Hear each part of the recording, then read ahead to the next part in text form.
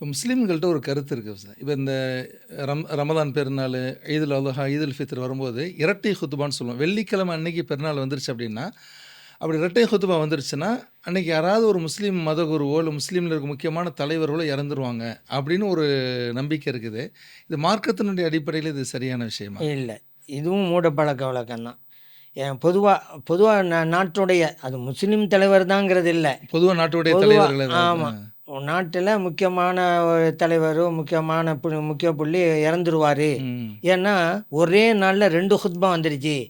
வெள்ளிக்கிழமை ஏற்கனவே ஜும்மா தொழுவோம், அங்கேயும் ஹுத்பா ஓதப்படும்.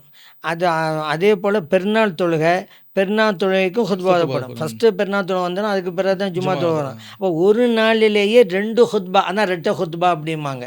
இப்படி வந்துட்டாக்கா ஒரு தலைவர் இறந்து போய் விடுவார் அப்படின்னு சொன்னாங்களே தவிர, எத்தனையோ வெள்ளிக்கிழமை நம்ம சந்திச்சிட்டோமே நம்ம லைஃப்பில், நம்முடைய வாழ்க்கையில். வெள்ளிக்கிழமை பெருநாளும் வந்துச்சு, ஜும்மாவும் இருக்குது. அப்படி யாரும் இறந்து போனதாலாம் இல்லை.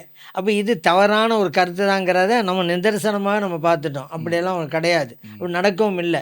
என்ன இப்போ தலைவர்கள் வேறு நாட்களில் இறந்து போகிறது இல்லையா? இப்போ தான் இறந்து போவாங்களா? அப்படிலாம் கிடையாதுல்ல.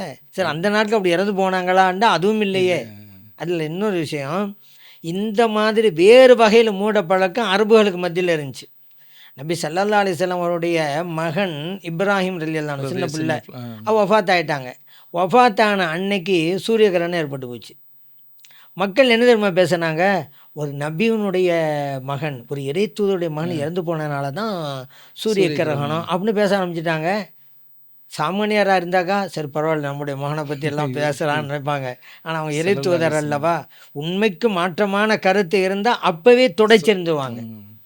அப்போ அதனால் ஈமானுக்கு, இறை நம்பிக்கைக்கு மாற்றமான ஒரு கருத்து இருந்தாக்கா அதை அப்போதே நீக்கிடுவாங்க, அகற்றிடுவாங்க. இப்படி ஒரு கருத்தை மக்கள் பேசுகிறாங்கன்னு தெரிஞ்ச உடனே மக்கள்லாம் ஒன்று கூட்டினாங்க. எல்லாம் வாங்க சொன்னாங்க, இந்த இன்ன ஷம்ஸ வல் கமர் ஆயத்தானி மின் ஆயாத்தில்லா, சூரியனும் சந்திரனும் இறைவனுடைய அத்தாட்சிகளில் 2 அத்தாட்சிகள். லா எங்க சிஃபானி லி மூத்தி அகதின், யாருடைய மரணத்திற்காகவும் கிரகணம் தோண்டாது. வலாலி ஹயாத்திஹி, யாருடைய வாழ்வுக்காகவும் இந்த கிரகணம் தோண்டாது அப்படின்றாங்க. இது புகாரில் பதிவு செய்யப்பட்ட ஹதீத். அப்போ இப்படி ஒரு மூட பழக்கம், கிரகணம் தோன்றுனா முக்கியமானவர் இறந்து போவாங்கன்னு பழக்கம் இருந்துச்சு. இப்படி எண்ணம் கூடாது என்பதை நபி ஸல்லல்லாஹு அலைஹி வஸல்லம் அவர்கள் அன்றைக்கே அதை அகற்றினாங்க அப்படிங்கிறதையும் நம்ம நினச்சி பார்க்கணும்.